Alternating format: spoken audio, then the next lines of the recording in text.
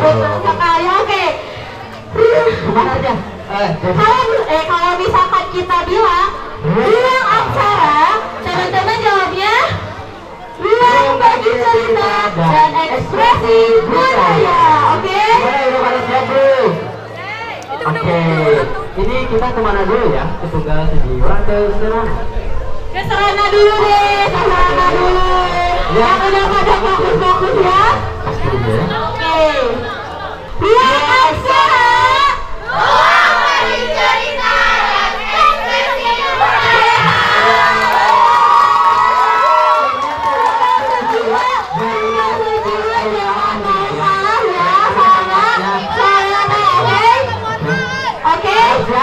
Siap.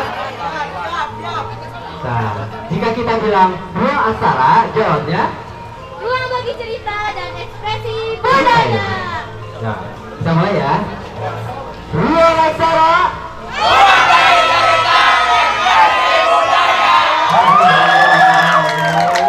Ternyata gagal semangat. Iya, betul sekali Kang Reja. Sekali ya. Kang Reja, abis ini apa ya? Oh iya, ada apa? Ada apa ya? Teman-teman penasaran gak abis ini ada apa? Penasaran. Teman-teman Tunggal Sejiwa penasaran gak abis ini ada apa?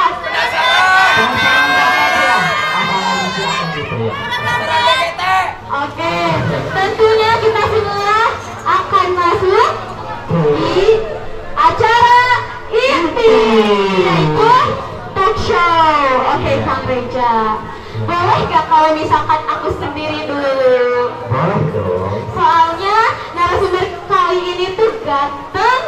Oh gitu ya? Iya, ganteng. Oh seperti itu? Iya, boleh gak kalau misalkan aku sendiri dulu, Kang Reja? Iya boleh. Boleh, boleh kan teman-teman? Boleh kan teman-teman Tunggal Sejiwa? Oke. Aku kami tunggu dulu terlebih dahulu ya Tunggu teman-teman. dulu Kang Reja. Tak kenal maka tak Sayang. sayang. Iya betul sekali Kang Reja. Kita kenalin dulu ya ke teman-teman semuanya. Narasumber kita kali ini itu siapa? Dari mana? Dan ganteng. Iya. Oke.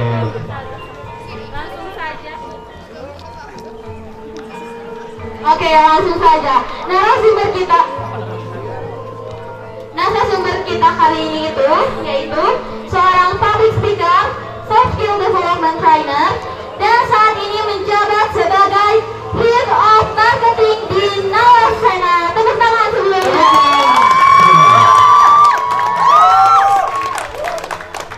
Dan beliau juga aktif terlibat sebagai aktivis pendidikan dengan fokus pada pemberdayaan kaum muda, terutama di bidang komunikasi dan kepemimpinan. Yang selanjutnya Kang Reja. Apa ya yang selanjutnya? Nah, beliau juga memiliki pengalaman pribadi tentunya, yang diantaranya yaitu sebagai speaker di acara campaign Dewasa Group. Yang selanjutnya yaitu Head of Marketing dalam campaign Lulus Ready. Yang selanjutnya juga dalam pembicara dalam legal dan mental awareness for students, serta operation and team management dalam Dewasa Group. Apalagi nih Kang Reja selain itu? Itu jadi Bojang Jajaka Brand Ambassador 2023 dan 2024. Langsung saja kita sambut Kang Syahri.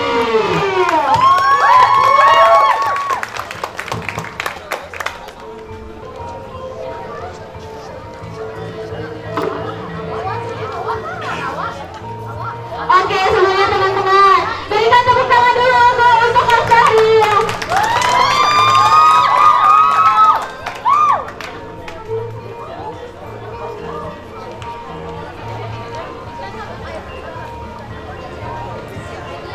Oke teman-teman semuanya, kita ini sedang berada di acara inti yang tentunya yaitu talk show di acara Ruang Aksara kita kali ini. Sebelumnya, di sini kita mengangkat isu tentang kebudayaan dan budaya tradisional serta budaya modern. Langsung saja ya Kang Syahril. Boleh. Oke, Kang Syahril. Kan tadi udah saya jelasin ya bahwasanya Kang Syahril ini adalah Bojang Jajaka Kabupaten Garut tahun 2023-2024. 2022. Oh, 2022, betul. Nah, di sini kita mengangkat isu tentang kebudayaan. Hal yang pengen kita tanyain yaitu bagaimana sih cara pandang Kang Syahril sendiri terhadap kebudayaan di era global sekarang? Wah, ini langsung berat sekali pertanyaan Anda, Stefan. Baik, barangkali Assalamualaikum warahmatullahi wabarakatuh.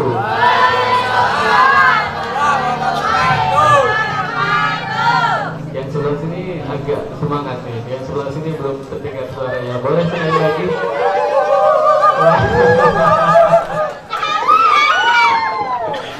Baik, Assalamualaikum warahmatullahi wabarakatuh.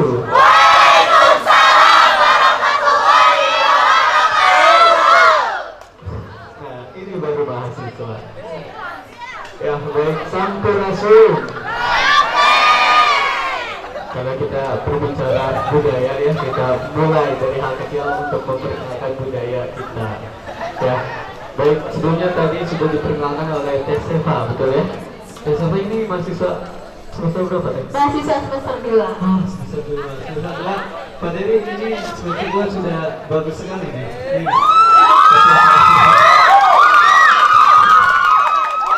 Semuanya bagus, dikasih nilai A aja, betul.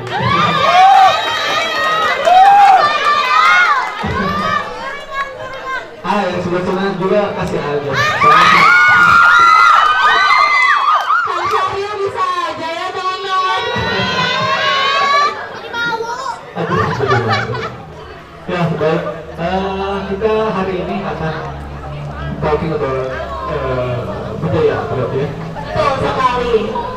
Elaborasinya dengan masa kini ataupun dengan globalisasi. Sebetulnya teman-teman, ini lumayan berat sekali jika kita membahas mengenai budaya, tetapi ini perlu kita biasakan karena emang Teh Seva dan juga rekan-rekan, saya panggilnya rekan-rekan saya nih, atau Akang Teteh, atau saya bisa panggil teman-teman budayawan gitu ya. Karena saya lihat dari hari kemarin, 2 hari kemarin ini sudah berlangsung acara-acara seperti ini perlu ditingkatkan kembali, ini perlu dipertahankan sebetulnya dari semester ke semester gitu. Iya. Nah, sekarang kita langsung ke pembahasannya mengenai budaya. Tapi sebelum kita membahas secara global apa itu mengenai budaya ini, kita sebagai mahasiswa tentunya harus mengenal lebih dalam mengenai budaya itu sebetulnya apa sih. Iya. Barangkali di sini ada yang tahu apa sih budaya itu? Boleh teman-teman bantu acungkan tangan kalau misalkan ada yang tahu apa itu budaya, boleh? Ini harus tahu sebetulnya ya, budaya itu apa gitu, supaya kita nanti membahasnya lebih enak gitu. Ada yang tahu apa itu budaya?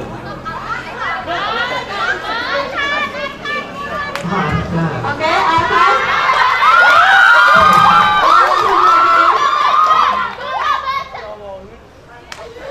Sepertinya Argan ini adalah top di kelas ya. Terus sekali sepertinya.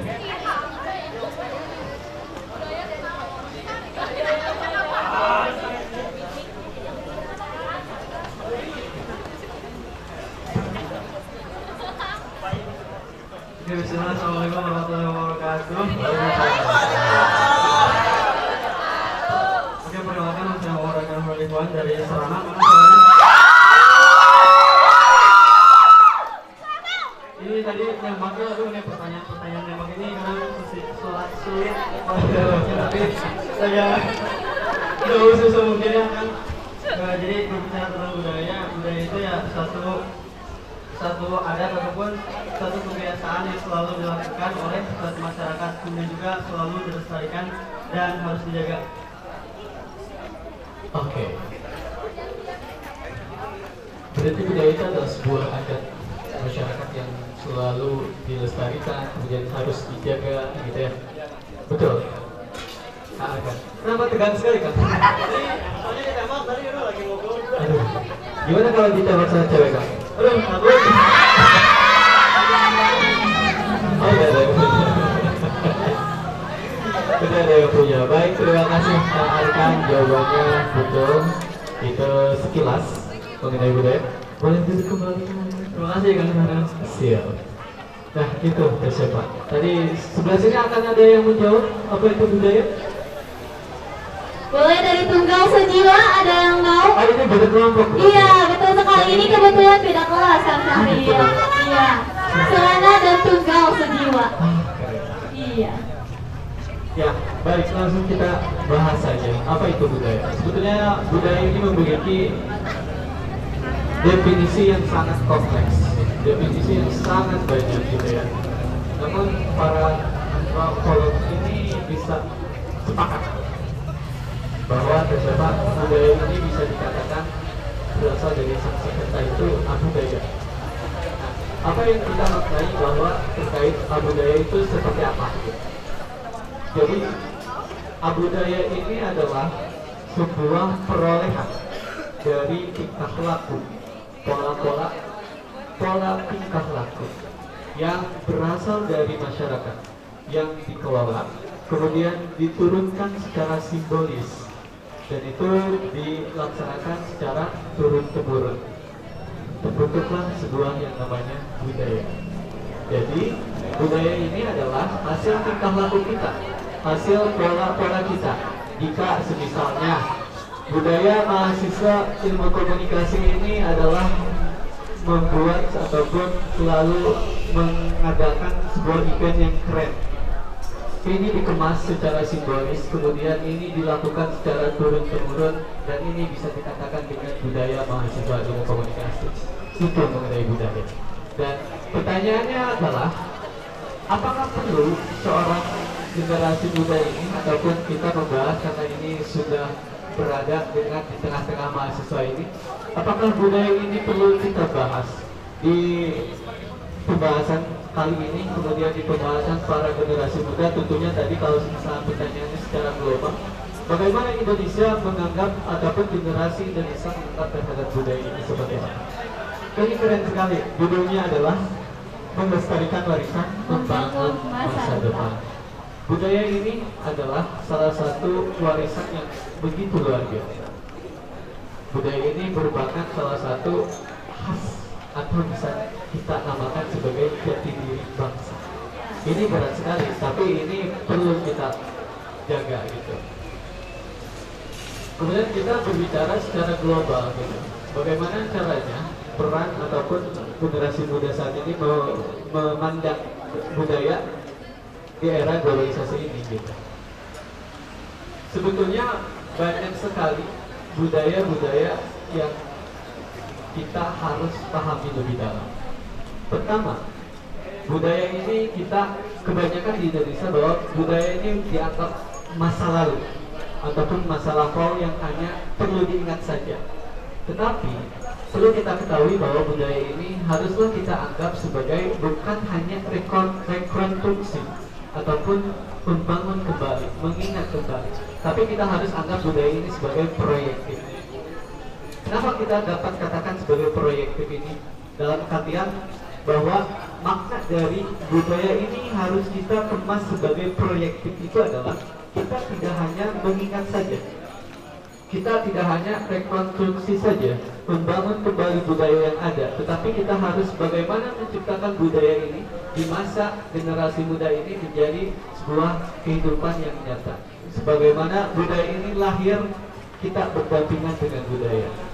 Seperti itu. Betul sekali ya teman-teman semuanya. Selanjutnya nih, Kang. Kita lanjut aja ke pembahasan yang selanjutnya ya, Akang. Nah, menurut Akang sendiri, budaya itu kenapa sih harus dilestarikan oleh kita? Seperti itu. Sebetulnya ini bukan pertanyaan bersama, tapi ini adalah hal yang harus dilaksanakan, hal yang harus dilestarikan. Kenapa budaya ini wajib banget sama kita dilestarikan gitu ya? Karena budaya ini adalah salah satu jati diri yang harus kita miliki.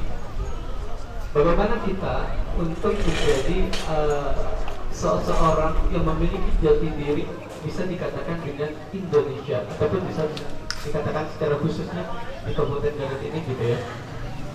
Karena dengan kita melestarikan budaya, kita juga melestarikan jati diri kita.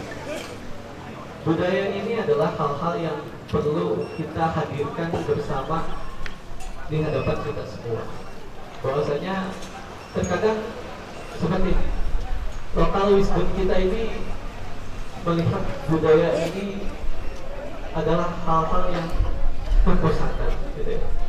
Melihat budaya ini atau melihat kita ketika melihat batik, pasti dalam paradigma kita, persepsi kita ada satu pikiran mengenai batik itu kolot, ya nggak?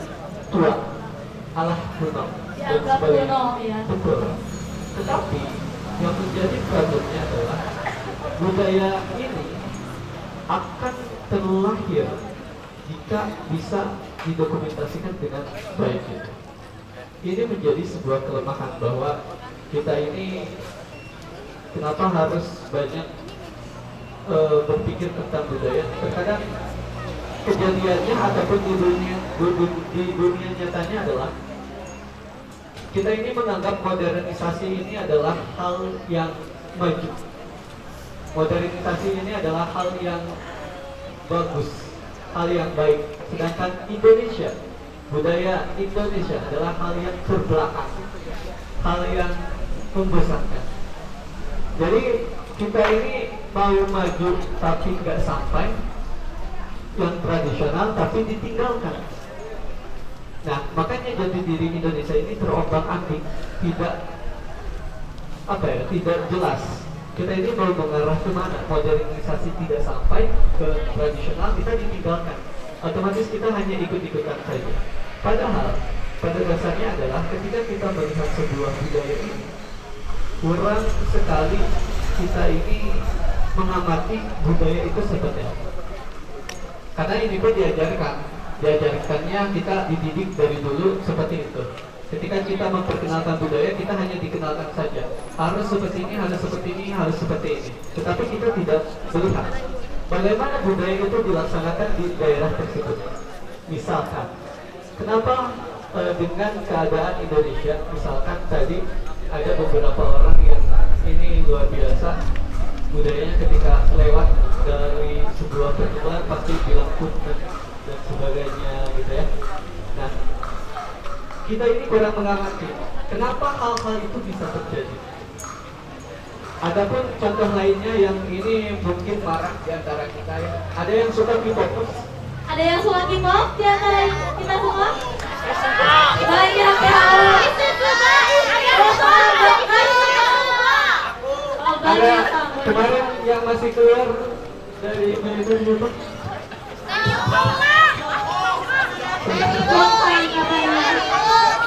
Enggak, teman-teman pasti tahu tentang itu. Tapi ada yang tahu makna dari Mamancong, ataupun ada yang tahu siapa Bupati Garut yang pertama? Nah, ini menjadi persoalan kita. Kenapa budaya-budaya di lain itu kita ini terkadang tenggelam terhadap itu. Kita melihat bahwa misalkan kita ambil Korea, budaya Korea kita terapkan di Indonesia, tapi kita melihat kenapa Korea ini melaksanakan seperti itu. Kenapa Korea itu melakukan misalkan dalam berpakaian seperti itu. Kenapa Korea ini kalau misalnya berbicara itu seperti itu. Tapi kita hanya meniru saja, plak segi plak gitu. Tapi tidak mengamati budaya itu seperti apa. Nah, tentunya sebelum kita melestarikan budaya ini, kita harus paham terlebih dahulu bagaimana cara kita melestarikan budaya tersebut. Seperti itu. Oke, betul sekali. Jadi Kang ya, budaya itu bukan hal yang harus dipertanyakan lagi, tapi sebuah kewajiban untuk kita semua untuk melestarikan budaya yang tentunya ada di Indonesia juga. Seperti Betul. itu. Karena budaya itu adalah melekat pada diri kita. Gitu. Misal itu dari rekan-rekan ini melakukan kegiatan, tingkah laku, pola pikir dan sebagainya, itu hasil dari budaya. Nah, seperti itu. Jadi kita mau tidak mau tidak bisa dipisahkan dengan namanya budaya. Iya, betul. Seperti itu. Oke ya Kak. Sebenarnya aku tuh tertarik gitu ya sama yang Sama aku. Aneh udah nggak ditanya lagi ya teman-teman semuanya. Tertarik sama perkataan aku tadi bahwasanya sering dianggap kuno. Ya betul sekali. Nah, menurut aku sendiri, bagaimana sih cara kita generasi Gen Z untuk membungkus budaya tersebut secara modernisasi seperti itu? Oke. Dari pertanyaan ini, bagaimana budaya ini supaya tidak terlihat kuno dan juga bisa diimplementasikan secara modernisasi. Nah, perlu diketahui bahwa ketika berbicara budaya, kita sudah bukan berbicara lagi tentang masa lalu, tetapi apa yang kita harus bicarakan ketika mengenai budaya, yaitu fungsionalitas yang dinamakan dengan apakah si budaya ini masih relevan atau tidak di antara kita. Kita tadi ambil contoh misalkan batik, apakah batik ini masih relevan di antara kita gitu ya? Ternyata masih. Bagaimana cara kita membungkus batik ini supaya lebih relevan, lebih bisa dianggap modern gitu ya? Karena yang tadi lokal wisdom kita ini dituntut bahwa kita menganggap semua Eropa itu bagus. Kita menganggap bahwa Singapura itu bagus. Kita menganggap bahwa Jepang itu bagus. Tetapi kita tidak melihat pernah terucap sekalipun dari kita Indonesia itu memiliki hal yang bagus dan juga modern.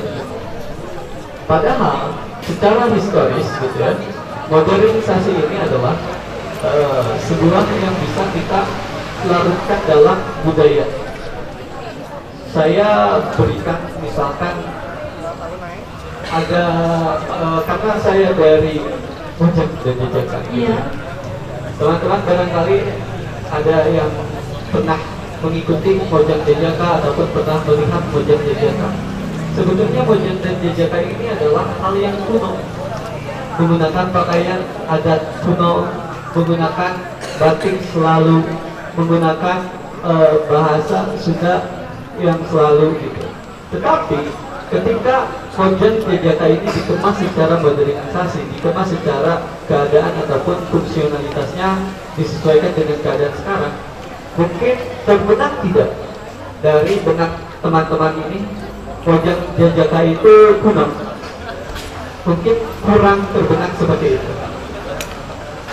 Dan barangkali di benak teman-teman ini menganggap bahwa Mojang Jajaka itu keren, representasi dari nonoman ataupun masa muda, generasi muda, seperti itu barangkali. Nah, itulah contoh konkretnya. Kemudian yang kedua, contoh konkretnya adalah batik. Ketika teman-teman menganggap batik itu kuno ataupun batik itu adalah hal yang kolot gitu, persepsi itu salah. Bagaimana teman-teman melihat saya saat ini? Kuno? Enggak. Ganteng, iya ganteng sekali. Bagaimana teman-teman melihat ketika saya menggunakan batik ini gitu? Apakah saya terlihat seperti orang tua? Tidak. Karena saya menjalankan fungsionalitas dari sebuah budaya gitu. Ketika seseorang sudah menjalankan fungsionalitas sebuah budaya, otomatis modernisasi ini akan mengikuti gitu. Berbeda ketika saya datang ke sini menggunakan batik, saya niatnya adalah melestarikan budaya. Tetapi ketika datang ke sini, saya menggunakan batik, kemudian batiknya gembrang, terus warna pola, terus menggunakan celana bahan yang gembrang gitu, celana sepatu hitam. Mungkin terlihat dari teman-teman batik itu pola atau hal yang aduh nggak ada pakai batik. Mungkin akan terguna seperti itu karena sebuah menjalankan yang namanya fungsionalitas. Ada yang pernah ke Permadenda? Ada yang pernah Permadenda? Perpustakaan? Bagaimana bangunan di Permadenda? Modern. Padahal isinya adalah budaya. Gitu. Ada yang pernah ke perpustakaan Jakarta Nasional, perpustakaan nasional? Belum, soalnya ke perpustakaan kampus juga belum kayaknya. Saya tahu. Di perpustakaan, saya teringat langsung, di perpustakaan nasional ini ada yang namanya bangunan ketika kemarin direvitalisasi.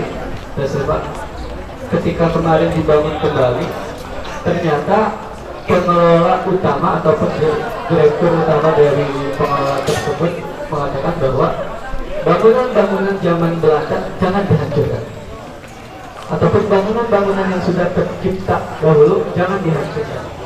Kenapa demikian? Karena itu akan menjadi ikonik, itu akan menjadi jati diri Indonesia, dan itu terbukti. Banyak yang kesana untuk melihat bangunan-bangunan tersebut. Banyak yang kesana menikmati bangunan-bangunan kuno. Bukankah dari sekarang teman-teman pun mencari kafe, mencari tempat makan, minum, nongkrong adalah hal-hal yang estetik dan kuno? Tapi bagaimana itu dikemas dengan baik, yaitu dengan fungsionalitas dari sebuah budaya. Iya, betul sekali. Jadi budaya itu kan masih ada ya, secara turun-temurun ataupun zaman sekarang juga masih terjadi budaya itu, Kang Syahrial. Nah, menurut Akang sendiri terkait pernah ada perkataan seperti ini, bahwasanya budaya itu bukan satu hal yang diturunkan oleh nenek moyang itu sendiri, tapi budaya terus berkembang. Dan ini tuh perkataan dari Bapak dosen kita semua, yaitu Bapak Dery. Nah, menurut Akang sendiri terkait atau mengenai hal itu seperti apa sih, Kang? Budaya itu memang bukan secara turun-temurun, tapi budaya ini bersifat dinamis, atau bisa dikatakan berkembang gitu. Jadi budaya ini berkembang dari masa ke masa, dan kita tidak bisa sesuaikan budaya itu dari ya itu. Kenapa kita bisa katakan budaya itu kuno? Karena berpikiran bahwa budaya itu diturunkan secara turun-temurun dan tidak ada perkembangan. Tetapi pada dasarnya, pada hakikatnya adalah budaya ini bersifat dinamis, tidak statis, dan budaya ini bisa berkembang sesuai dengan adanya zaman.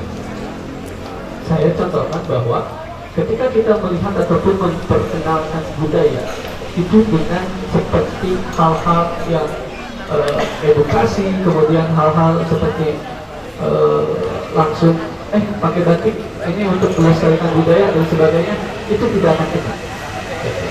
Tetapi kalau misalnya kita kemas budaya ini, melestarikan sebuah budaya dalam sebuah event, dalam sebuah pameran, expo seperti ini, keefektivitasan dari melestarikan budaya itu ataupun dari sebuah budaya itu meningkat gitu. Nah, kenapa kita dapat katakan bahwa budaya ini adalah bersifat dinamis ataupun berkembang gitu? Karena kita tidak bisa, ada perkataan yang benar, kita tidak bisa mengukur sendal anak kita dengan sendal kita. Nah, kenapa demikian? Artinya kita tidak bisa memperkenalkan, kita tidak bisa menganggap budaya itu sesuai dengan budaya terdahulu. Tetapi kita harus anggap budaya itu sesuai dengan zaman era sekarang.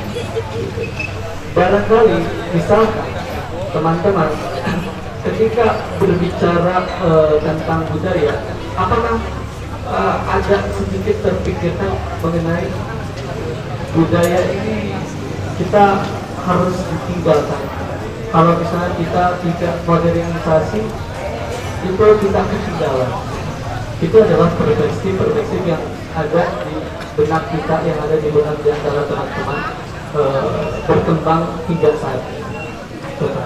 Oke, Kang Syahrial. Jadi kan budaya itu masih ada ya sampai dalam bahkan kita juga kan di sini sedang menggunakan batik seperti apa yang dikatakan oleh Kang Syahrial itu sendiri.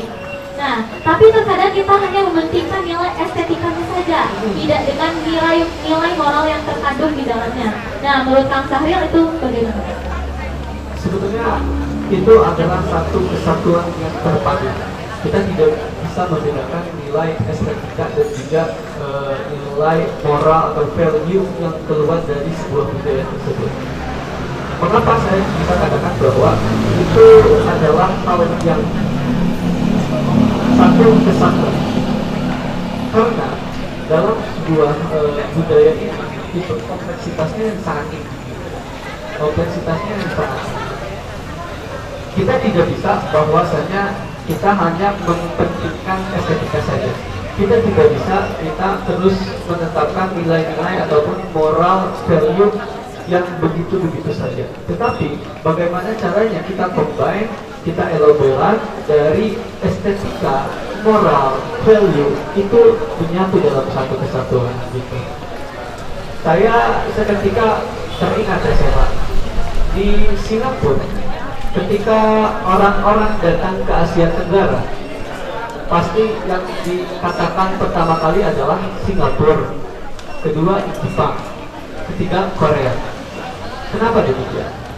Karena Singapura ini memiliki storyteller yang baik gitu, memiliki dokumentasi yang baik gitu, memiliki sebuah hal-hal yang bisa merepresentasikan budaya itu dikenalkan dengan baik. Kenapa demikian?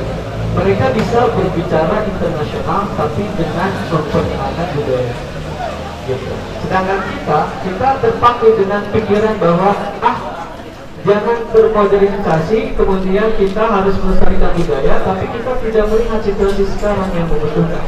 Barangkali di sini ada yang bisa berbicara bahasa Inggris, kan kita bisa memperkenalkan budaya melalui bahasa Inggris. Itu akan lebih keren dan akan lebih dingin.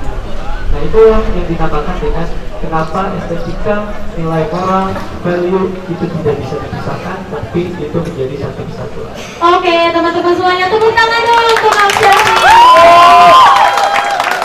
Dengan penjelasan terkait materi yang kita sampaikan cukup ya untuk menjawab semua pertanyaan-pertanyaan yang telah saya sampaikan.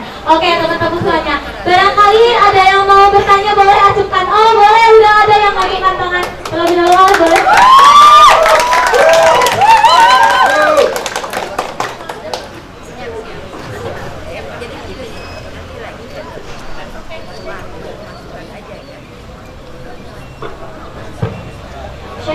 Oke, bismillah. Assalamualaikum warahmatullahi wabarakatuh.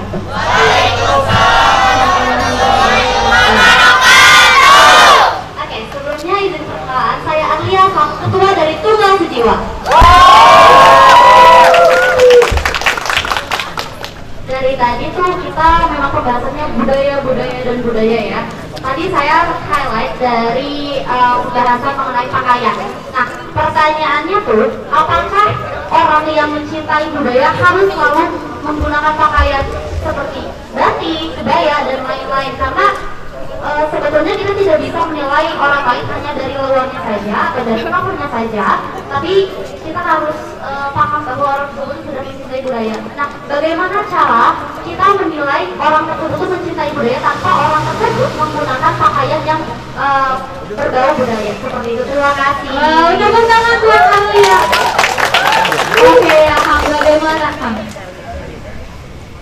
Apakah budaya seseorang yang mencintai budaya itu harus menggunakan seperti budayawan gitu ya, seperti menggunakan batik setiap hari ataupun menggunakan ikat gitu ya untuk dikatakan seorang budaya? Sebetulnya tidak seperti itu gitu. Setiap orang yang cinta budaya itu bukan karena gini, Teh Arlia, budaya itu ada.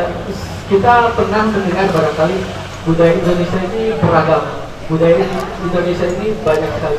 Salah.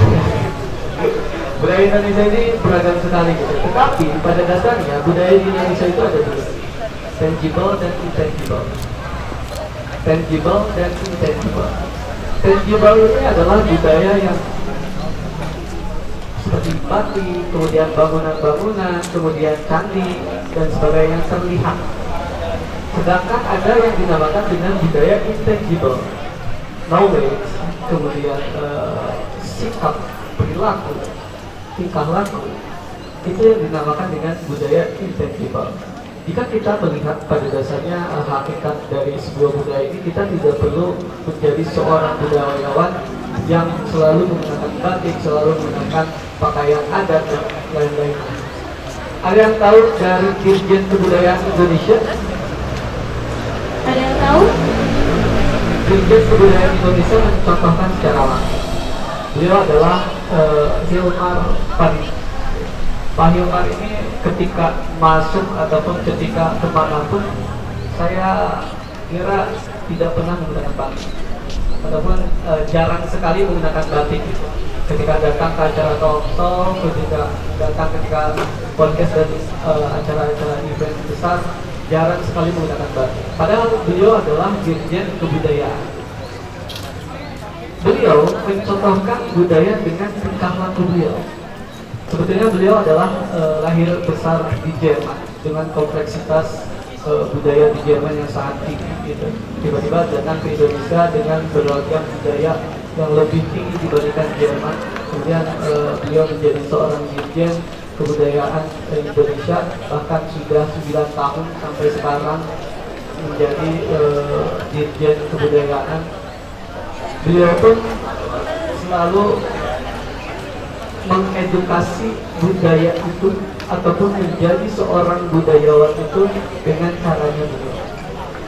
Beliau mengerti ketika beliau berbicara budaya dengan menggunakan adat, kemudian menggunakan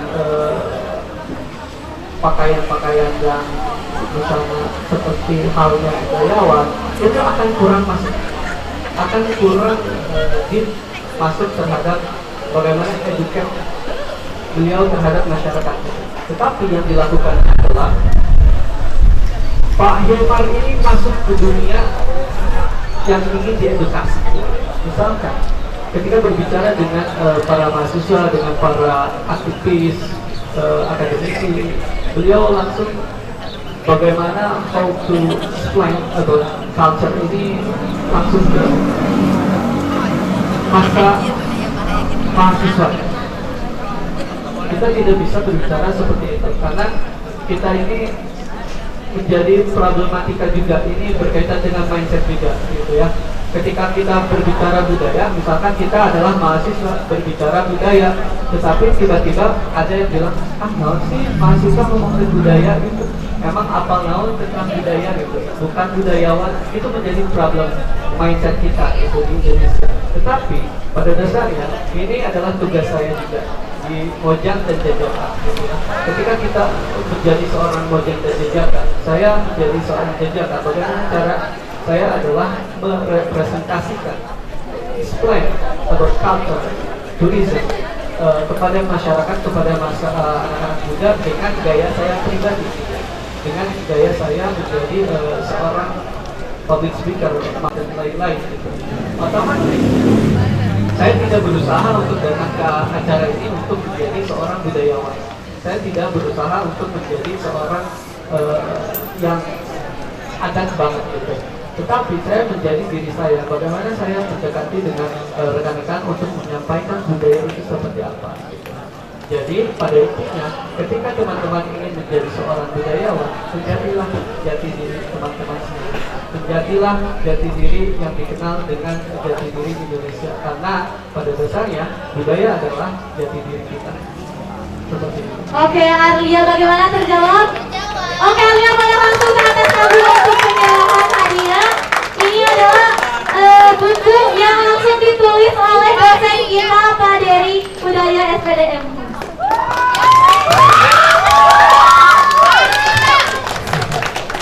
Padahal Pak Dery ini yang pengen bunuh saya, Pak.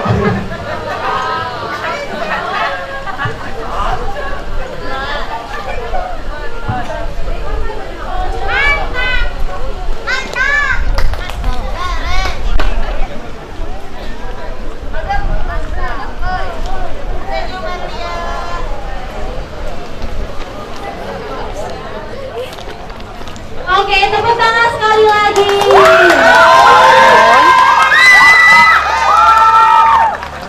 Oke, Akang terima kasih banyak untuk hadir dan berkontribusi di acara kami ini. Oke, barangkali saya ingin menyampaikan kepada kawan-kawan